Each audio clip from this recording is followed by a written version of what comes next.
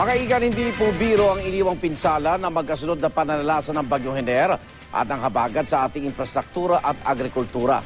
Sa kabuuan, umabot po sa mahigit 167 milyong piso ang halaga ng pinsala sa agrikultura, ayon po yan sa Department of Agriculture.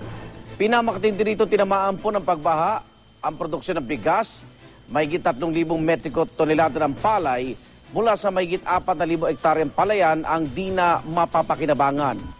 Ang kabuang halaga po ng pinsala, mahigit 143 milyong piso.